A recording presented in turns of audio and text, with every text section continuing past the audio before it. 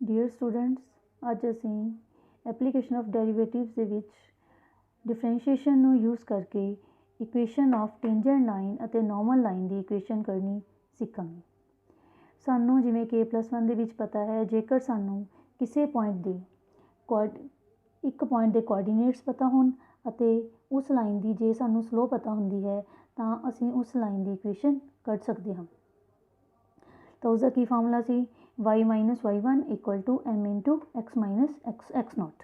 Point ਜੋ ਹੋਇਆ, ਜੇ x0 y0 ਹੈ ਤਾਂ ਅਸੀਂ ਇੱਥੇ x0 y0 ਯੂਜ਼ ਕਰਨਾ ਹੈ। ਉਸੇ ਤਰੀਕੇ ਦੇ ਨਾਲ ਹੀ ਹੁਣ ਅਸੀਂ ਇਕੁਏਸ਼ਨ ਆਫ ਟੈਂਜੈਂਟ ਕੱਢਣ ਵਾਸਤੇ ਸਾਡੇ ਕੋਲ ਕੀ ਹੈ? Slope of tangent. ਸਾਨੂੰ ਇਹਦੇ ਲਈ ਪੁਆਇੰਟ ਸਪੋਜ਼ ਕਰੋ, ਜਿਵੇਂ ਕਿ ਸਾਨੂੰ ਕਰਵ ਤੋਂ ਪਤਾ ਲੱਗਦਾ ਹੈ। ਕਰਵ ਦੇ ਵਿੱਚ ਸਾਡੇ ਕੋਲ ਇਕੁਏਸ਼ਨ ਦਿੱਤੀ ਹੋਈ ਹੈ ਕਰਵ ਦੀ। ਕਰਵ y = fx, ਇਹ ਕਰਵ ਦੀ ਇਕੁਏਸ਼ਨ ਹੈ। ਅਤੇ ਜੋ ਲਾਈਨ ਟੱਚ ਕਰ ਰਹੀ ਹੈ ਐਟ ਪੁਆਇੰਟ A, ਉਸ ਲਾਈਨ ਨੂੰ ਅਸੀਂ ਟੈਂਜੈਂਟ ਲਾਈਨ ਕਹਿੰਦੇ ਹਾਂ। ਜੋ ਲਾਈਨ ਇਸ ਦੇ ਪਰਪੈਂਡੀਕੂਲਰ ਹੈ ਦੈਟ ਇਜ਼ ਕਾਲਡ ਨਾਰਮਲ। ਇਹ ਨਾਰਮਲ ਹੈ ਅਤੇ ਜੋ ਇਹ ਵਾਲੀ ਲਾਈਨ ਸੀ ਇਹ ਟੈਂਜੈਂਟ ਹੈ। ਤਾਂ ਜੋ ਪੁਆਇੰਟ ਆਫ ਕੰਟੈਕਟ ਹੈ ਉਹ ਸਾਡੇ ਕੋਲ A ਹੈ। ਤਾਂ A ਦੇ ਕੋਆਰਡੀਨੇਟਸ ਮੰਨ ਲਓ ਸਾਡੇ ਕੋਲ x0 y0 ਦਿੱਤੇ ਹੋਏ ਹਨ। ਜੇਕਰ ਸਾਡੇ ਕੋਲ x0 y0 ਦਿੱਤੇ ਹੋਏ ਹਨ ਤਾਂ ਅਸੀਂ ਇਕੁਏਸ਼ਨ ਆਫ ਟੈਂਜੈਂਟ ਜਦੋਂ ਅਸੀਂ ਕੱਢਣੀ ਹੈ ਤਾਂ ਸਾਨੂੰ ਸਲੋਪ ਜੋ ਹੈ ਉਹ ਟੈਂਜੈਂਟ ਦੀ ਯੂਜ਼ ਕਰਨੀ ਪਵੇਗੀ। ਜੋ ਟੈਂਜੈਂਟ ਦੀ ਸਲੋਪ ਹੈ, ਸਾਨੂੰ ਪਤਾ ਹੈ ਡੈਰੀਵੇਟਿਵ ਦੇ ਵਿੱਚ ਪੜ੍ਹਿਆ ਹੈ ਅਸੀਂ, ਜੋ dy/dx ਹੁੰਦਾ ਹੈ ਉਸ ਦੇ ਨਾਲ ਉਸ ਪਰਟੀਕੂਲਰ ਪੁਆਇੰਟ x0 y0 ਦੀ ਸਲੋਪ ਆ ਜਾਂਦੀ ਹੈ, ਜੇਕਰ ਅਸੀਂ ਉਸ ਪੁਆਇੰਟ ਨੂੰ ਉਹਦੇ ਵਿੱਚ dy/dx ਵਿੱਚ ਭਰ ਦਿੰਦੇ ਹਾਂ। ਤਾਂ ਇਸ ਤਰੀਕੇ ਦੇ ਨਾਲ ਜਦੋਂ ਅਸੀਂ m ਦੀ ਜਗ੍ਹਾ 'ਤੇ ਡੈਰੀਵੇਟਿਵ ਦਾ ਉਹ ਪੁਆਇੰਟ x0 y0 ਵਾਲਾ ਡੈਰੀਵੇਟਿਵ 'ਚ ਭਰ ਦੇਵਾਂਗੇ ਤਾਂ ਸਾਡੇ ਕੋਲ ਇਕੁਏਸ਼ਨ ਆਫ ਟੈਂਜੈਂਟ ਆ ਜਾਵੇਗੀ। ਤਾਂ ਇਹ ਬਣ ਜਾਵੇਗੀ y - y0 = f' x0 × x - x0। ਫਿਰ ਦੇਖੋ ਪੁਆਇੰਟ ਸਾਡਾ x0 y0 ਹੈ, ਮੀਨਸ A ਪੁਆਇੰਟ, ਇਹ A ਪੁਆਇੰਟ ਦੇ ਕੋਆਰਡੀਨੇਟਸ ਹਨ। ਅਤੇ ਜੋ ਉਸ ਟੈਂਜੈਂਟ ਦੀ ਸਲੋਪ ਹੈ ਉਹ ਅਸੀਂ ਕੱਢਣ ਵਾਸਤੇ ਕੀ ਕਰਨਾ ਹੈ? ਅਸੀਂ ਕਰਵ ਦਾ ਡੈਰੀਵੇਟਿਵ ਲੈਣਾ ਹੈ। ਡੈਰੀਵੇਟਿਵ ਦੇ ਵਿੱਚ ਉਹ ਪੁਆਇੰਟ x0 y0 ਦੇ ਕੋਆਰਡੀਨੇਟਸ ਭਰਨੇ ਹਨ। ਸਾਡੇ ਕੋਲ f' x0 ਆ ਜਾਵੇਗਾ ਅਤੇ ਉਹ ਜਦੋਂ ਅਸੀਂ ਇਕੁਏਸ਼ਨ ਦੇ ਵਿੱਚ ਭਰ ਦੇਵਾਂਗੇ ਸਾਡੇ ਕੋਲ ਇਕੁਏਸ਼ਨ ਆਫ ਟੈਂਜੈਂਟ ਆ ਜਾਂਦੀ ਹੈ। ਇਸੇ ਤਰੀਕੇ ਦੇ ਨਾਲ ਅਸੀਂ ਨਾਰਮਲ ਦੀ ਇਕੁਏਸ਼ਨ ਜਦੋਂ ਕੱਢਣੀ ਹੈ, ਨਾਰਮਲ ਜਿਵੇਂ ਕਿ ਸਾਨੂੰ ਪਤਾ ਹੈ ਉਹ ਟੈਂਜੈਂਟ ਦੇ ਪਰਪੈਂਡੀਕੂਲਰ ਹੁੰਦੀ ਹੈ। ਅਤੇ ਜੇਕਰ ਟੈਂਜੈਂਟ ਦੀ ਸਲੋਪ f' x0 ਹੈ, tangent the slope at any point x0 y0 ਸਾਡੇ ਕੋਲ ਕੀ ਹੈ? f' x0। ਅਤੇ ਜੇ ਅਸੀਂ ਨਾਰਮਲ ਦੀ ਸਲੋਪ ਕੱਢਾਂਗੇ ਤਾਂ ਉਹ ਸਾਡੇ ਕੋਲ ਕੀ ਆਵੇਗੀ? -1/f' x0। ਕਿਉਂ? ਕਿਉਂਕਿ ਜਦੋਂ ਦੋ ਲਾਈਨਸ ਪਰਪੈਂਡੀਕੂਲਰ ਹੁੰਦੀਆਂ ਹਨ ਤਾਂ ਉਹਨਾਂ ਦੋਵਾਂ ਦੀ ਸਲੋਪ ਦੀ ਜੋ ਪ੍ਰੋਡਕਟ ਹੁੰਦੀ ਹੈ ਦੈਟ ਇਜ਼ ਇਕੁਅਲ ਟੂ -1। ਇਸ ਕਰਕੇ ਇੱਥੋਂ ਸਾਡੇ ਕੋਲ ਜਦੋਂ ਅਸੀਂ ਦੂਜੇ ਦੀ ਵੈਲਿਊ ਕੱਢਾਂਗੇ, ਦੂਸਰੇ ਨਾਰਮਲ ਦੀ ਸਲੋਪ ਕੱਢਾਂਗੇ ਤਾਂ -1/m1 ਆ ਜਾਵੇਗਾ, ਮਤਲਬ -1/f' x0।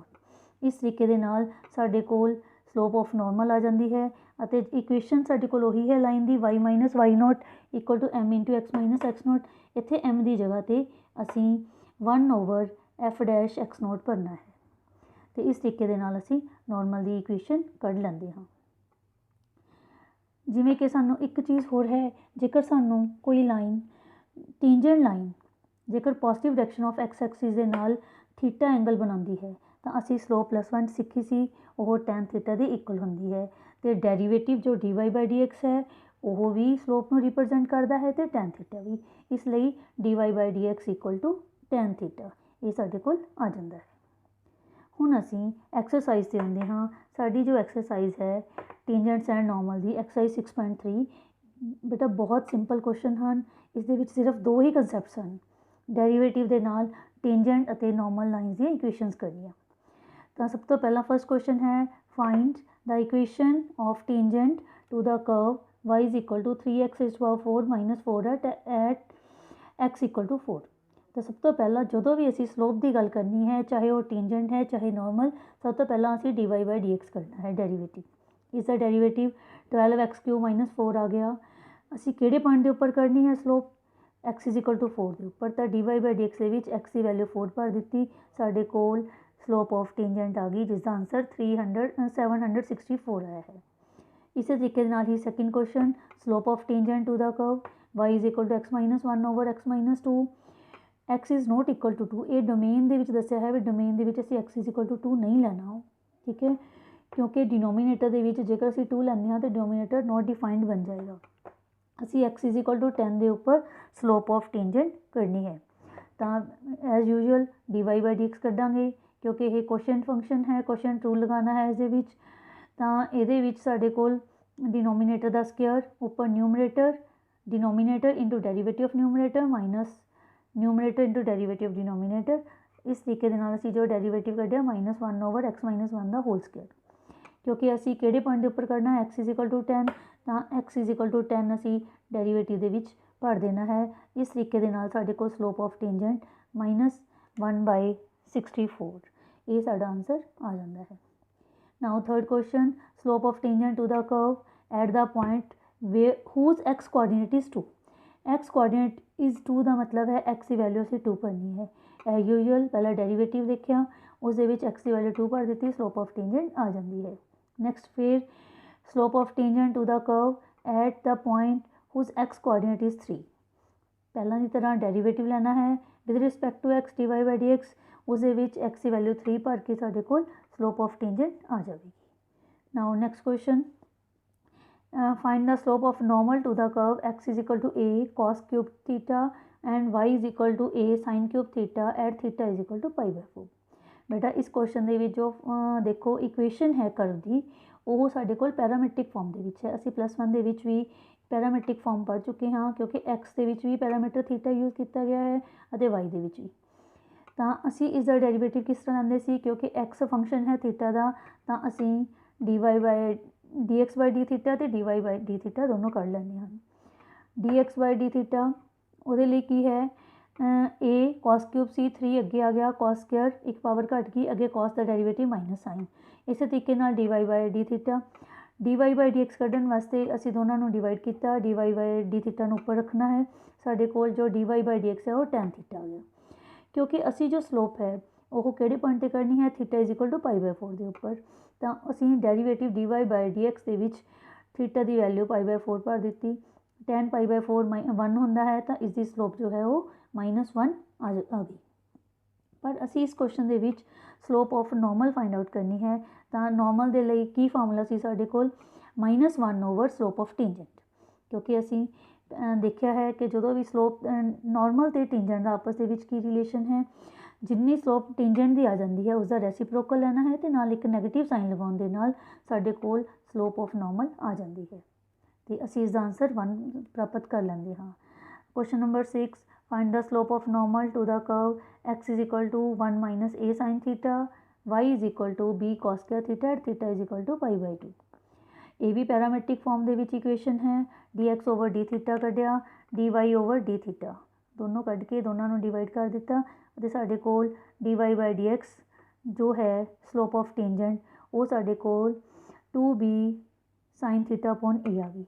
असी π/2 उपर करनी है, तो ये साइन की वैल्यू थीटा की वैल्यू π/2 जो भरांगे तो slope of tangent 2b upon a आ गई, और स्लोप ऑफ नॉर्मल जिमें कि सानू पता है इसका रेसिप्रोकल लेना है और नैगेटिव साइन, तो यह -a/2b आ जाएगा।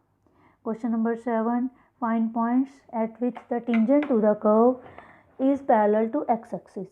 बेटा देखो जो सानू ये कह देंगे हैं कि जो टेंजेंट है वो x एक्सिस के पैरेलल है, इसका मतलब की है कि जो कोई लाइन x एक्सिस के पैरेलल होंगी है तो उसकी स्लोप 0 होंगी है, उसका एंगल ऑफ एलिवेशन 0 बनेगा, तो उसकी स्लोप tan 0 की वैल्यू 0 होंगी है। यदा मतलब है असी dy/dx कढ़ के सब तो पहला असी जो सानू कर्व गिवन है उसका असी डेरीवेटिव करना है, डेरीवेटिव नू 0 के इक्वल रखना है। क्यों इक्वल रखा है, क्योंकि जो टेंजेंट है that is parallel to x axis, इस करके तो उत्थों साडे कोल क्वाड्रेटिक है उसके फैक्टर बन जाते हैं। उत्थों x दी 2 वैल्यूज़ आ गई, क्योंकि जो असी पॉइंट के कोआर्डीनेट्स करने हैं तो पॉइंट के विच x ते y दोनों कोआर्डीनेट्स आने चाहिए हैं। कर्व के विच असी x दी वैल्यूज़ 3 ते -1 भर के y दी वैल्यूज़ कर लवांगे, तो इस तरीके दे नाल साडे कोल पॉइंट्स आ जाते हैं। Next question number 8, find a point on the curve at which tangent is parallel to the कोड जॉइनिंग द 2 पॉइंट्स। हुण देखो बेटा इस क्वेश्चन के विच जिमें कि 7th क्वेश्चन सी उस दे विच सीगा पैरेलल टू x एक्सिस, ਤਾਂ ਅਸੀਂ ਸਲੋਪ ਨੂੰ 0 ਦੇ ਇਕੁਅਲ ਰੱਖਿਆ। ਇਹਦੇ ਵਿੱਚ 2 ਪੁਆਇੰਟਸ ਦਿੱਤੇ ਹੋਏ ਹਨ, ਤਾਂ ਜਦੋਂ 2 ਪੁਆਇੰਟਸ ਦਿੱਤੇ ਹਨ ਤਾਂ +1 ਦੇ ਵਿੱਚ ਵੀ ਅਸੀਂ ਇਹ ਪੜ੍ਹਿਆ ਹੈ ਸਲੋਪ ਆਫ ਕੋਡ ਅਸੀਂ ਕੱਢਦੇ ਸੀ y2 - y1 over x2 - x1। ਦੋਨਾਂ ਪੁਆਇੰਟਸ ਤੋਂ ਅਸੀਂ ਸਲੋਪ ਆਫ ਕੋਡ ਕੱਢ ਲਈ, ਤੇ ਦੂਸਰੀ ਸਾਈਡ 'ਤੇ ਅਸੀਂ ਡੈਰੀਵੇਟਿਵ ਲੈ ਕੇ ਸਲੋਪ ਆਫ ਟੈਂਜੈਂਟ ਵੀ ਕੱਢ ਲਈ। ਦੋਨੋਂ ਪੈਰਲਲ ਹਨ, ਇਸ ਲਈ ਦੋਨਾਂ ਨੂੰ ਇਕੁਅਲ ਰੱਖਿਆ। ਉੱਥੋਂ ਸਾਡੇ ਕੋਲ x ਦੀ ਵੈਲਿਊ ਸਾਡੇ ਕੋਲ 3 ਆ ਗਈ। ਜਦੋਂ x ਦੀ ਵੈਲਿਊ 3 ਅਸੀਂ ਕਰਵ ਦੇ ਵਿੱਚ ਭਰਾਂਗੇ ਤਾਂ ਉੱਥੋਂ ਸਾਡੇ ਕੋਲ y ਦਾ ਕੋਆਰਡੀਨੇਟ ਸਾਡੇ ਕੋਲ 1 ਆ ਗਿਆ। So point is 3, 1। Now next question 9, find the point on the curve at which the tangent is y is equal to x minus 11। ਦੇਖੋ ਬੇਟਾ, ਇਸ ਕੁਐਸਚਨ ਦੇ ਵਿੱਚ ਸਾਨੂੰ ਇਕੁਏਸ਼ਨ ਗਿਵਨ ਹੈ ਤੇ ਨਾਲ ਟੈਂਜੈਂਟ ਦੀ ਇਕੁਏਸ਼ਨ ਗਿਵਨ ਹੈ। ਅਸੀਂ ਕੀ ਕਰਨਾ ਹੈ, ਟੈਂਜੈਂਟ ਤੋਂ ਵੀ ਸਲੋਪ ਕੱਢ ਲੈਣੀ ਹੈ ਲਾਈਨ ਆਫ ਟੈਂਜੈਂਟ ਤੋਂ। ਦੂਸਰਾ ਡੈਰੀਵੇਟਿਵ ਤੋਂ ਵੀ ਸਲੋਪ ਕੱਢ ਲੈਣੀ ਹੈ, ਕਿਉਂਕਿ ਦੋਨੇ ਇੱਕੋ ਚੀਜ਼ ਨੂੰ ਰਿਪਰੈਜ਼ੈਂਟ ਕਰਦੇ ਹਨ ਤਾਂ ਦੋਨਾਂ ਨੂੰ ਇੱਕੋ ਰੱਖਣਾ ਹੈ। ਤਾਂ dy/dx ਦੀ ਵੈਲਿਊ 3x² - 11 ਆ ਗਈ, ਅਤੇ ਸਲੋਪ ਆਫ ਟੈਂਜੈਂਟ ਜੋ ਉਸਦਾ ਫਾਰਮੂਲਾ ਹੁੰਦਾ ਹੈ -a/b, ਜੋ ਕਿ ਅਸੀਂ +1 'ਚ ਪੜ੍ਹ ਚੁੱਕੇ ਹਾਂ। ਐਨੀ ਲਾਈਨ ਦੀ ਸਲੋਪ ਕੱਢਣ ਦਾ -a/b। a ਮਤਲਬ x ਦਾ ਕੋਐਫੀਸ਼ੀਐਂਟ ਓਵਰ y ਦਾ ਕੋਐਫੀਸ਼ੀਐਂਟ, ਅੱਗੇ ਇੱਕ ਨੈਗੇਟਿਵ ਸਾਈਨ। ਤਾਂ ਅਸੀਂ ਜੋ ਦੋਨਾਂ ਨੂੰ ਇੱਕੋ ਰੱਖਿਆ, x ਦੀਆਂ ਸਾਡੇ ਕੋਲ 2 ਵੈਲਿਊਜ਼ ਆ ਗਈਆਂ +-2। ਇਹਨਾਂ ਨੂੰ ਕਰਵ ਦੇ ਵਿੱਚ ਭਰਨਾ ਹੈ ਬੇਟਾ, ਟੈਂਜੈਂਟ 'ਚ ਨਹੀਂ ਭਰਨਾ। ਕਰਵ ਦੇ ਵਿੱਚ ਭਰ ਕੇ ਤੁਸੀਂ y ਦੇ ਪੁਆਇੰਟਸ ਕੱਢ ਲਓਗੇ ਤਾਂ ਉਹ ਸਾਡੇ ਕੋਲ ਕਾਮਨ ਪੁਆਇੰਟਸ ਆ ਜਾਣਗੇ, ਜਿਹੜੇ ਪੁਆਇੰਟਸ ਦੇ ਉੱਪਰ ਜੋ ਟੈਂਜੈਂਟ ਹੈ ਉਹ ਗਿਵਨ ਇਕੁਏਸ਼ਨ ਬਣ ਜਾਏਗੀ। ਅੱਛਾ, ਇਸ ਦੇ ਵਿੱਚ ਇੱਕ ਚੀਜ਼ ਹੋਰ ਦੇਖਿਆ ਅਸੀਂ ਕਿ ਜੋ ਅਸੀਂ 2 ਪੁਆਇੰਟਸ ਕੱਢ ਲਏ, ਜਿਹੜੇ ਦੋਨੋਂ ਪੁਆਇੰਟਸ ਹਨ ਕੀ ਇਹ ਟੈਂਜੈਂਟ ਨੂੰ ਵੀ ਸੈਟੀਸਫਾਈ ਕਰਦੇ ਹਨ। ਤਾਂ ਅਸੀਂ ਇਹ ਕੋਆਰਡੀਨੇਟਸ ਭਰ ਕੇ ਦੇਖੇ।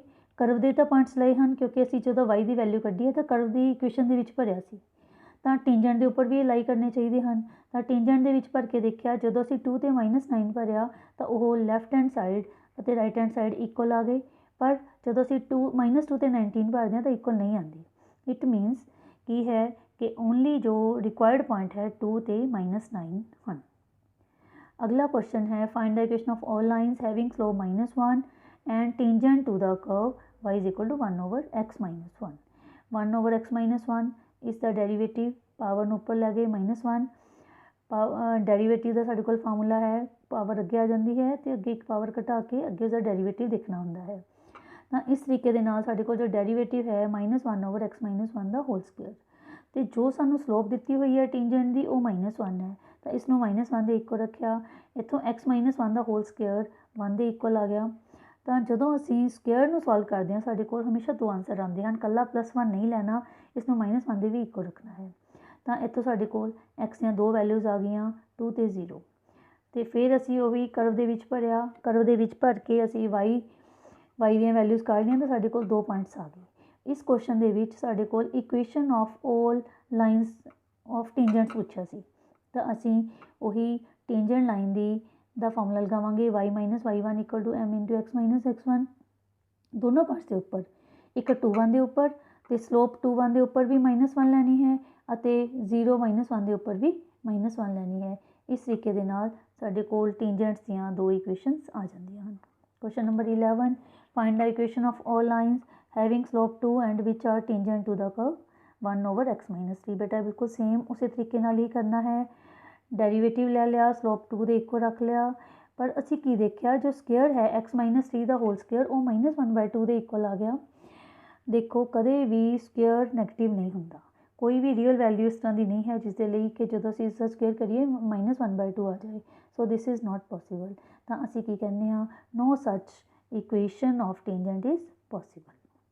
ਨਾਓ next question number 12, find the equation of all lines having slope 0 and which are tangent to the curve।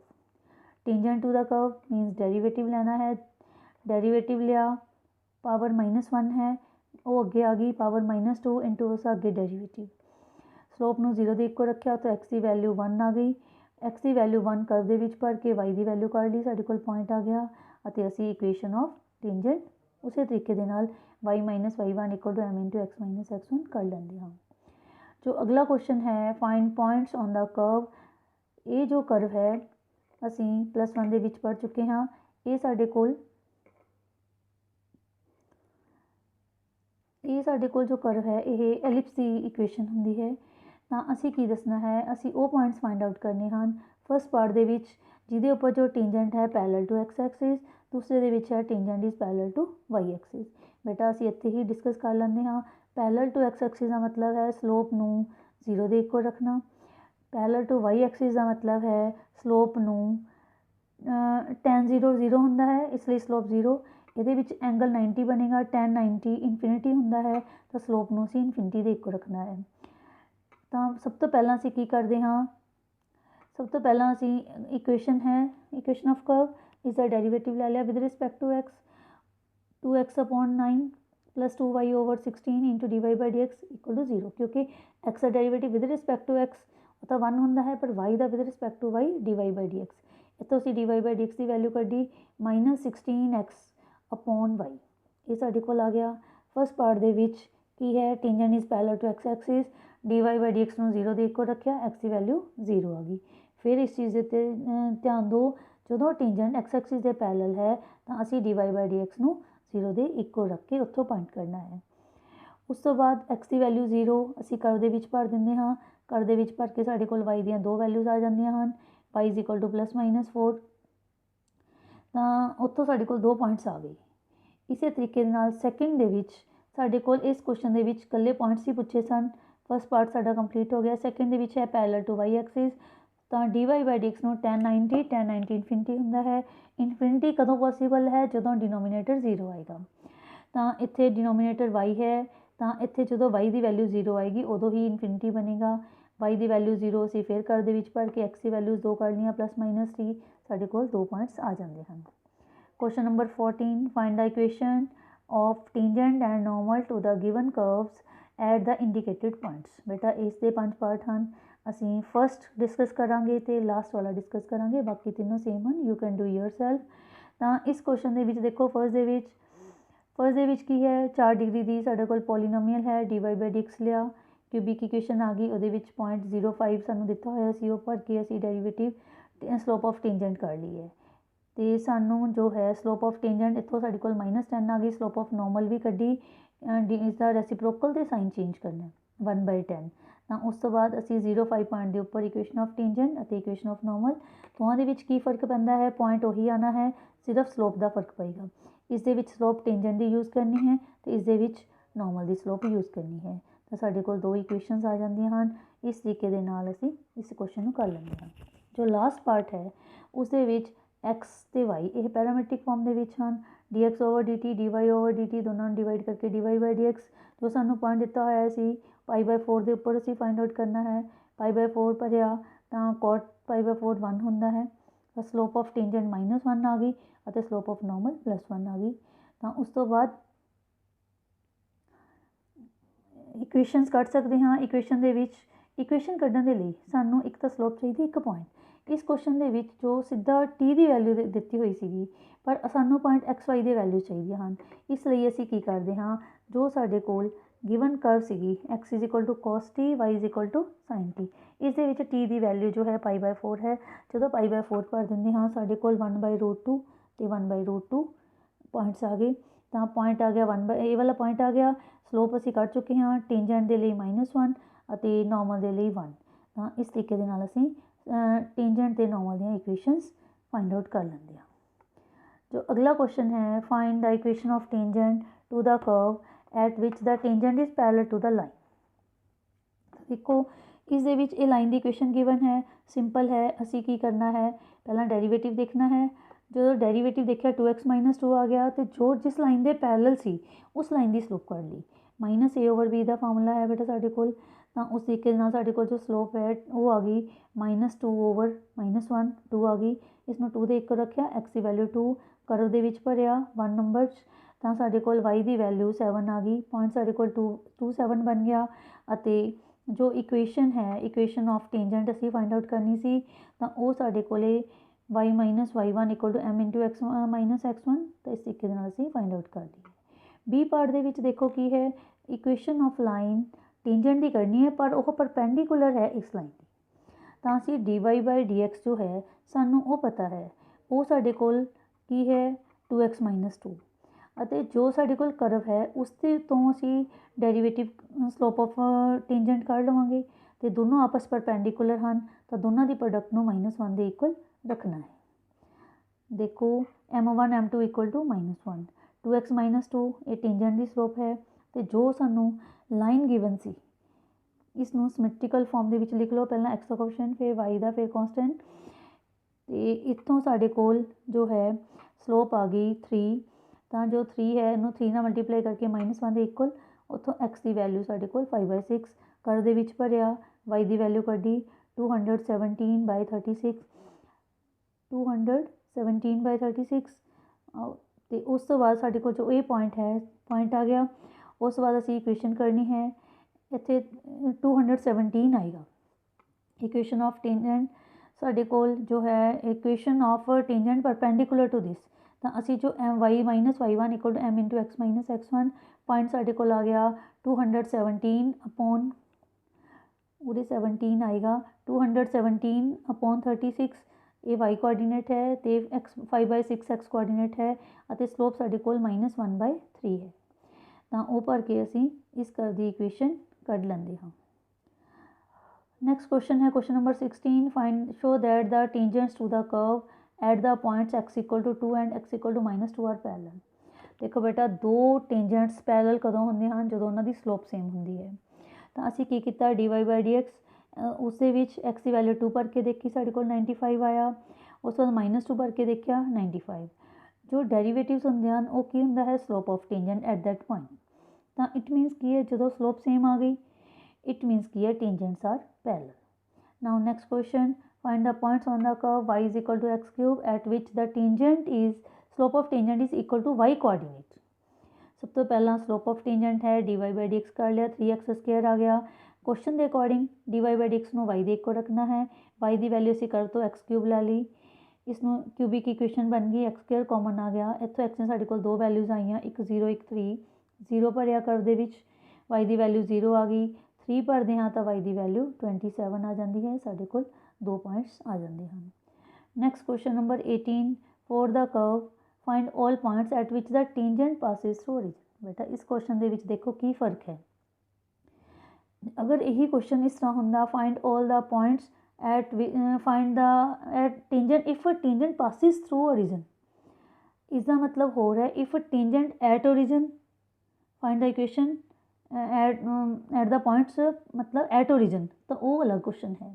ਪਰ ਇਸ ਦੇ ਵਿੱਚ ਕੀ ਹੈ, ਜੋ ਪੁਆਇੰਟ ਆਫ ਕੰਟੈਕਟ ਹੈ ਕਰਵ ਦਾ ਅਤੇ ਟੇਂਜੈਂਟ ਦਾ, ਉਹ ਓਰੀਜਨ ਨਹੀਂ ਹੈ। ਓਰੀਜਨ ਦੇ ਵਿੱਚ ਦੀ ਟੇਂਜੈਂਟ ਪਾਸ ਕਰਦਾ ਹੈ, ਜਿਵੇਂ ਕਿ ਸਾਡੇ ਕੋਲ ਇਸ ਗ੍ਰਾਫ ਤੋਂ ਕਲੀਅਰ ਹੈ।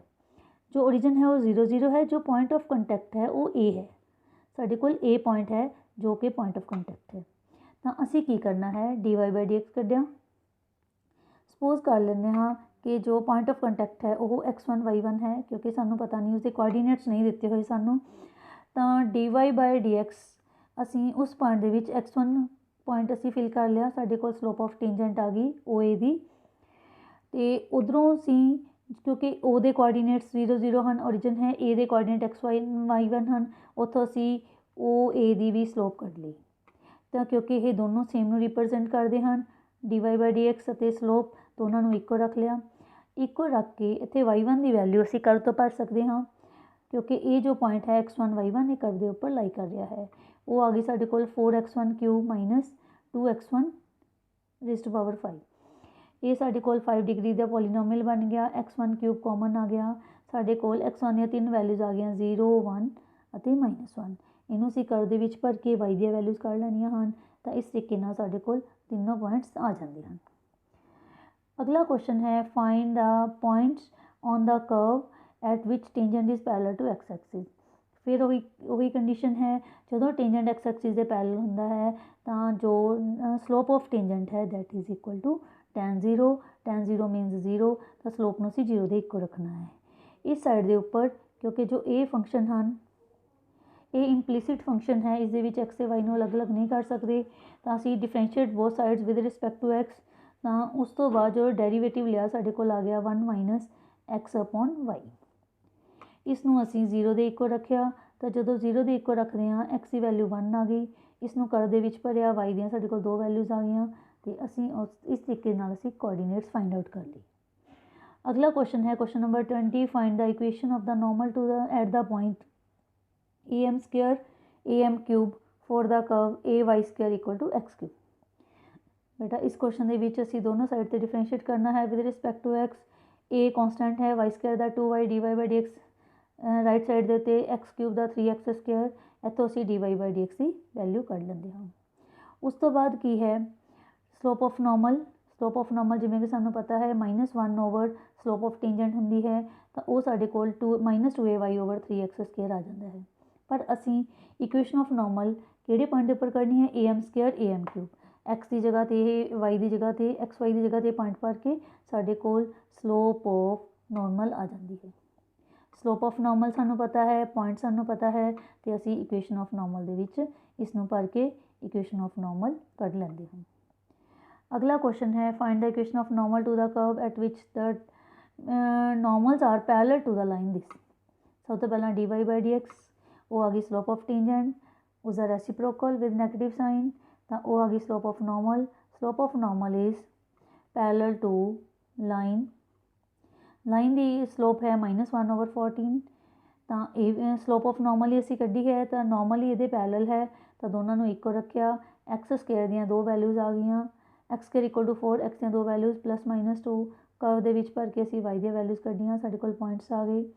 उस तो बाद असी इक्वेशन ऑफ नॉर्मल कढ़ते हाँ। इक्वेशन ऑफ नॉर्मल के लिए असी स्लोप भी नॉर्मल की ही यूज़ करनी है। लाइन तो सानू जो स्लोप आई है -1/14, असी -1/14 ਦੇ ਇੱਕੋ ਰੱਖਦੇ ਹਾਂ ਅਤੇ ਸਾਡੇ ਕੋਲ इक्वेशन ऑफ नॉर्मल आ जाती है। अगला क्वेश्चन है question number 22, find the equation of tangent and normal to the curve. यह पैराबोला है y square equal to 4ax ते पॉइंट है at स्क्वायर 2at। उस तरीके नाल पहला असी डेरीवेटिव लैके dy/dx की वैल्यू वो साडे कोल 2a/y, तो असी at स्क्वायर 2at पॉइंट वो भर के स्लोप ऑफ टेंजेंट कर ली 1/t। स्लोप ऑफ नॉर्मल वो -t आ गई। Equation of tangent y - y1 equal to m × x - x1। इस तरीके के नाल ते नॉर्मल की भी यही है, टेंजेंट की स्लोप 1/t यूज़ करनी है तो नॉर्मल की -t। इस तरीके नाल साडे कोल इन्हां दी इक्वेशनस आ जांदियां हन। अगला क्वेश्चन बेटा question number 23, prove that the curves x equal to y square and xy equal to k cut at right angle. देखो इत्थे असीं की देखते हैं, सपोज करो दो कर्व्स कट कर रही हैं राइट एंगल के उपर, इन्हों ऑर्थोगनल कर्व्स भी बोलते हैं कि दो कर्व्स ऑर्थोगनल कदों होंदियां हन या कट एट राइट एंगल, इक्को ही गल है। तो इसका मतलब है कि जदों उन्होंने जो टेंजेंट्स हैं वो आपस में परपेंडिकुलर होंगे, तो असीं कहने हैं कि कर्व्स है जो आपस में राइट एंगल के उपर कट कर रही हैं। तो इस दे लई हुण किहड़े पॉइंट के उपर कट करनी है, वो आएगा पॉइंट ऑफ कंटैक्ट। तो सब तो पहला सानू इस कर्व दे विच सानू कर्व दी इक्वेशन दी हैं, पर पॉइंट ऑफ कंटैक्ट नहीं सानू पता। असी दोनों इक्वेशनस नू सॉल्व करके पॉइंट ऑफ कंटैक्ट करना है। देखो x is equal to y square है and x y equal to k है, तो असी की करते हाँ x की वैल्यू वाई स्क्वायर इतों इधर भर दी, तो y की वैल्यू साढ़े कोल k⁻³ 1/3 आ गई। y की वैल्यू फिर असी फस्ट नंबर के भरते हाँ, तो साढ़े कोल x की वैल्यू k⁻²/3, तो सानू पॉइंट ऑफ कंटैक्ट की वैल्यू पता चल गई k⁻²/3 k⁻1/3। हाँ जी, हुण असी की करना है, ये असी पॉइंट ऑफ कंटैक्ट कढ़िया है। हुण असी देखना है क्योंकि टेंजेंट्स करने हैं तो सानू इन्हां दे डेरीवेटिव लैने हैं। असी फस्ट इक्वेशन का डिफरेंशिएट किया, सैकेंड नूं किया, दोनों के विच पॉइंट ऑफ कंटैक्ट भर लिया, तो साडे कोल स्लोप ऑफ टेंजेंट आ जाएगी क्योंकि कर्व्स राइट एंगल के उपर कट कर रही हैं। पहले की स्लोप आई है 1/2 × k⁻1/3 और दूसरे की आई है 1/- k⁻1/3। तो दोनों की प्रोडक्ट क्योंकि -1 आएगी, क्यों क्योंकि ये राइट एंगल के उपर कट कर रही हैं। तो इतों साढ़े कोल 2k⁻2/3 इक्वल टू 1 आ गया। जो असी दोनों पासे 3 पावर लवांगे क्यूबिंग बोथ साइड्स, तो साढ़े कोल 8k² इक्वल टू 1, ये साढ़े कोल आंसर आ जाएगा। Question number 24, find the equation of tangent and normal to the hyperbola at the point x0 y0। ये साढ़े कोल इक्वेशन गिवन है, डिफरेंशिएट किया, dy/dx की वैल्यू कर ली, पॉइंट असी x0 y0 यूज़ करना है, तो वो आ गया b² x0 over a² y0।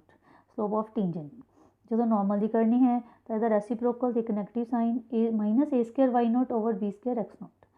Now equation of tangent ਤੇ ਇਕੁਏਸ਼ਨ ਆਫ ਨੋਰਮਲ, ਅਸੀਂ ਦੋਨਾਂ ਦੀਆਂ ਇਕੁਏਸ਼ਨਸ, ਬੇਟਾ ਤਰੀਕਾ ਹੀ ਹੈ, ਸਿਰਫ ਸਲੋਪ ਨੇ ਚੇਂਜ ਕਰਨਾ ਹੈ।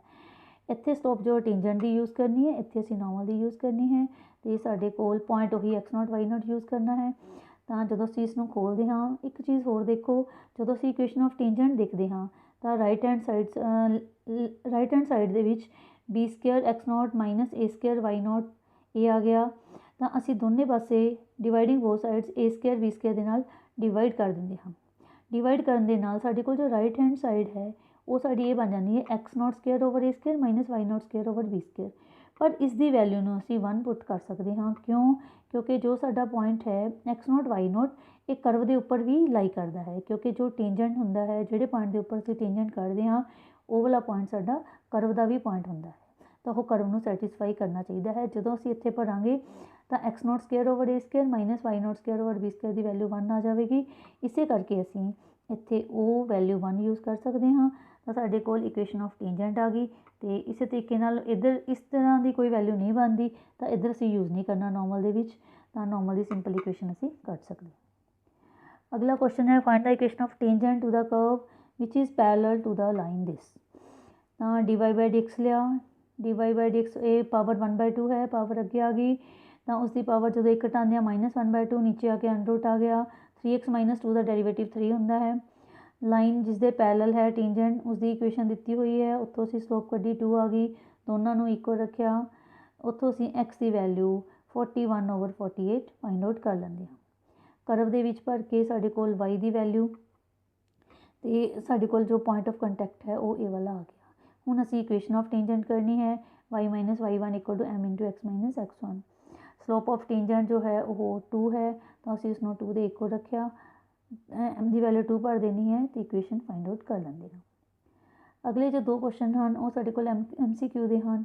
4 ਆਪਸ਼ਨਸ ਹਨ, ਅਸੀਂ ਇੱਕ ਜੋ ਆਨਸਰ ਨੂੰ ਟਿਕ ਕਰਨਾ ਹੈ।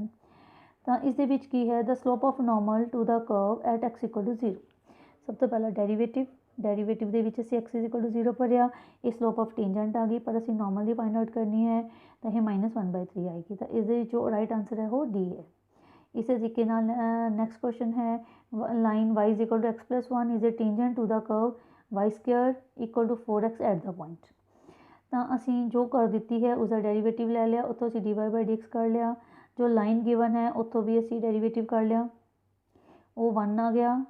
Slope of tangent, slope of line ਤੇ ਸਲੋਪ ਆਫ ਟੈਂਜੈਂਟ ਦੋਨਾਂ ਨੂੰ ਇਕੁਅਲ ਰੱਖਿਆ, y ਦੀ ਵੈਲਿਊ 2 ਆ ਗਈ, ਕਰਵ ਦੇ ਵਿੱਚ ਭਰਿਆ, x ਦੀ ਵੈਲਿਊ 1 ਆ ਗਈ, point of contact is 1 2 and our answer is A।